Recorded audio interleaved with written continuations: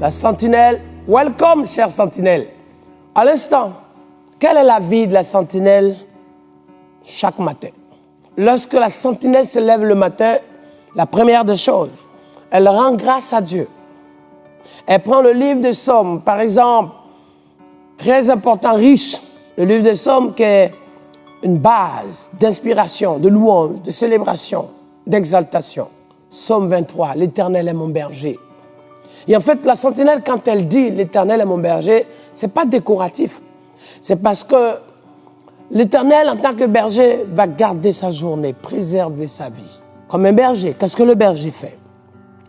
Le berger veille, le berger protège, le berger conduit au bon pâturage. Vous savez, je vous dis une chose, pour que vous compreniez la profondeur et le sens des choses. La Bible n'est pas écrite pour qu'on lise. La Bible a été écrite, la Bible a été inspirée, ou je dirais même mieux, nous avons cette parole de Dieu qui est la révélation de la vie de David et des gens qui ont vécu ces choses. Autrement dit, toi qui lis aujourd'hui la parole de Dieu, il faut qu'elle soit une méditation pour toi. Il faut qu'elle soit une inspiration pour toi. Il faut qu'elle soit une restauration pour toi.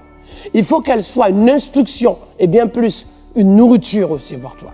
C'est comme si aujourd'hui Dieu voulait regarder ta façon de vivre pour que dans ce que tu vis, il y ait une inspiration qui soit un message pour les générations à venir. Je pense que beaucoup n'ont pas encore compris. Beaucoup pensent aujourd'hui, vous voyez, que la Bible c'est quelque chose, il faut prendre un verset quand on en a besoin. Non, non, non, non. La Bible est composée souvent des messages de fond, de base, d'orientation, de révélation, de compréhension, des choses qui nous amènent à sortir de notre culpabilité, notre mentalité, nos péchés, nos cultures, nos racines, nos doctrines. Et la sentinelle doit pouvoir, dans sa méditation, saisir quelle est la mission, le mandat que Dieu lui donne. Quand tu te lèves le matin, l'Éternel est mon berger, pourquoi?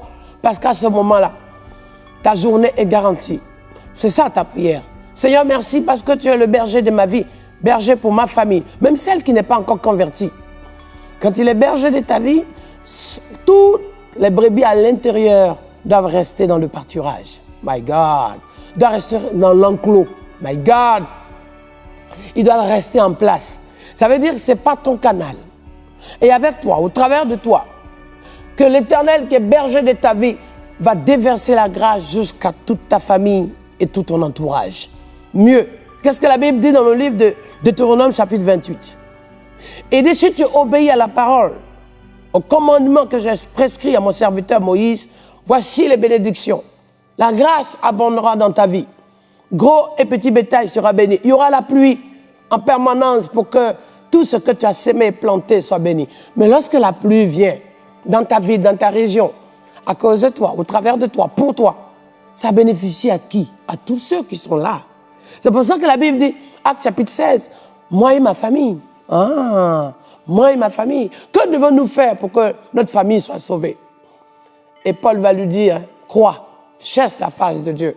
Lorsque cet homme a vu comment les prisons ont été secouées, il était à son poste, mais tout à coup il a compris que la vraie vie n'est pas dans ce qu'il faisait, de voir les gens souffrir.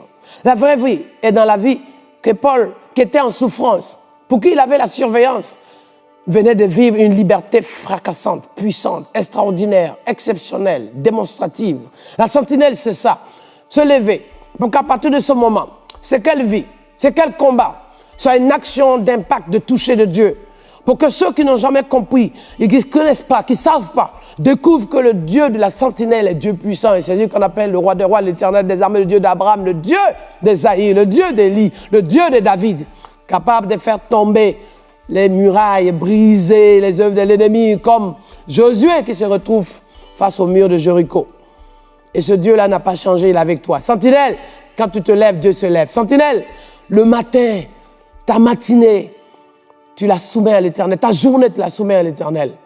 Ceux qui n'ont pas bien dormi hier nuit, la veille, depuis une semaine, quand la sentinelle commence à prier, ces murs, ces pièges, ces serpents sont en train d'être démasqués, anéantis dans ses œuvres.